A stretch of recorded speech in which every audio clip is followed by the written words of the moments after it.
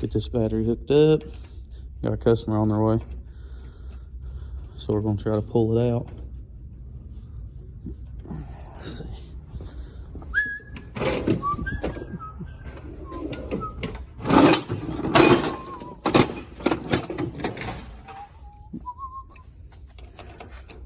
Let's see.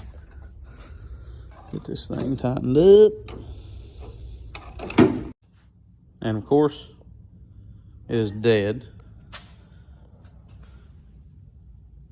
That's real dead.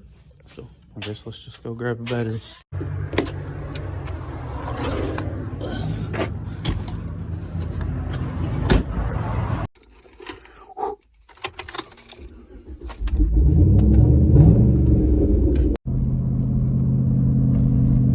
Can we make it?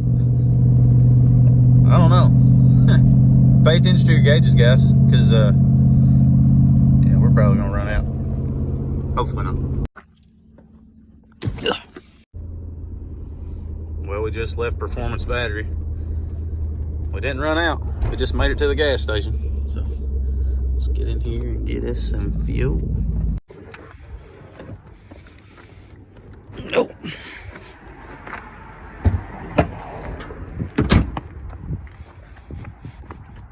Ooh. Get this thing in there.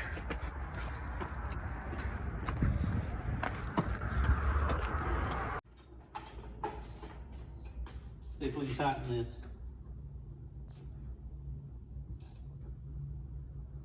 Okay. So finish this truck, we've got to get it out of the shop. Battery was dead. So tried to jump it. It won't hold a good voltage, so we just went down to our local Performance Battery. Got a refurbished battery, use the old one as a core.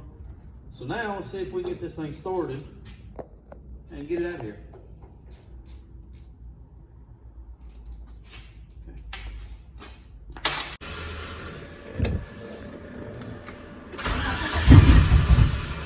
Come on.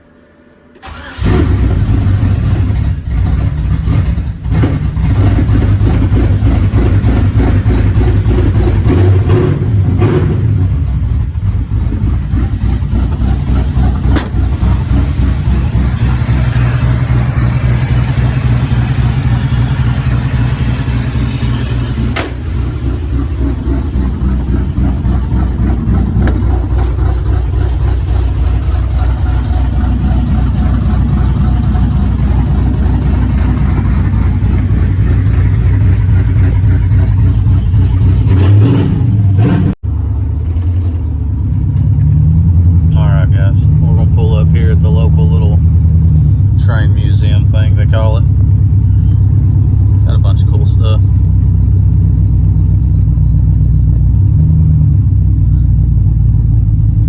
Get a picture with the trains.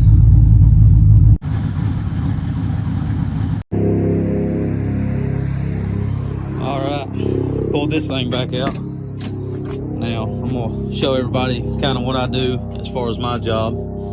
Different stuff. So this OBS come in. It was a base work truck, and yeah, it had no interior plastics like what you see here, different stuff like that. It was all metal. Didn't have a headliner. We had to source a headliner, and honestly it could have been a little better, but that's the only one we could find that would work. So this one here, we sanded and resprayed all the door panels. We had to get aftermarket handles there and wrap them to match the seats. So we tried to dye them, but they would not. Yeah, they just wouldn't. You know, we tried some adhesion stuff, and I guess where they were rubber and they were new, sometimes it just don't work. So we just wrapped them. But replaced the dash. The old dash was shattered and busted, and got rid of the rubber floor mat and got an almond color carpet kit. I just threw these little cheap floor mats in so the customer don't get them dirty. It's starting to become wintertime here in eastern Kentucky. But we had an old rip bench seat in here. They wanted bucket seats, so we ended up pulling these out of like a 12 model 2500. They're just all manual. And spray dyed the interior plastics on it. Went with you know, this color vinyl, put some diamonds and stuff in it, built a custom console so it houses the sub. Got the little head unit there, different stuff. This was actually done first, and then they supplied the stereo after, so we ended up having to go back and kind of do what we can to fix it the best we could. So this thing's got some sweet LED gauges, and it's like a full panel. Got the stereo, so it's all wired up to come on with the key, all that stuff. So kind of the same thing over there. Got all the interior plastic panels we could, A-pillars. This panel here we installed because, like I said, all the interior trim was missing it, so we had to source all that. Ended up moving the seat belts. So these seat belts are always up here, like underneath this little plastic piece, but of course with these seats and this setup it's not going to work, so we had to move those back. That's actually the passenger. We had to move the driver there, passenger here, just the way the bolt mount. There's a cab mount right here underneath that, so we have to go on this side, but everything works good, comes out. So yeah, got the old seat belts in there, dyed the plastic on them as well. So pretty sweet little truck, guys. I mean, customers definitely done some cool stuff with it. We done the interior. They put wheels and tires on it. I'll show you the engine. So it's kind of a stuff that you all don't get to see. So I own an upholstery shop, and we redo interior. So yeah, I don't know if he had done that or if he purchased the truck with the LS swap in it, but fairly clean, runs good, sounds good. So yeah.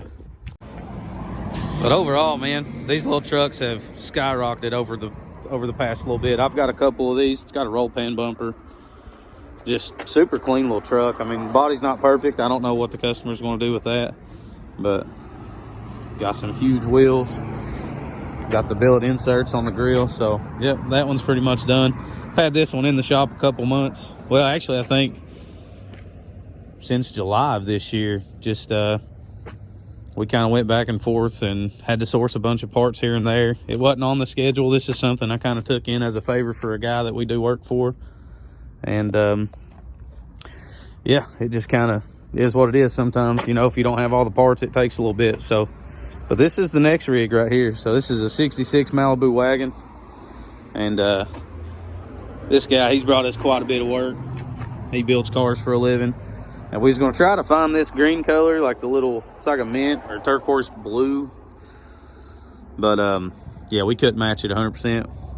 And the seats are already black and in really good shape, so kind of save a little bit of money. This, like I said, the seats look great. Need wiped down. So we're going to do the door panels, headliner. We're going to fix the dash and replace that carpet. So that's the plan anyway. Got to build some panels here in the back. So we're going to delete the spare tire, kind of like how this one is over here. It's all straight. We're going to build some panels for the back, wrap them in the black vinyl that we're doing the door panels and stuff in, paint all the trim white, and we've got some carpet. We're going to do floor mats, and the back little piece here, we're going to wrap it up. That way it all matches nicely, and throw a good little binder on it. So it'll be a pretty sweet little setup. So I'm gonna go ahead and grab the key, and we'll go ahead and pull it in the shop. Guys, I think that's gonna be it. We're gonna go ahead and get started, and yep, I'll bring you along on this one. So we'll see you here hopefully soon.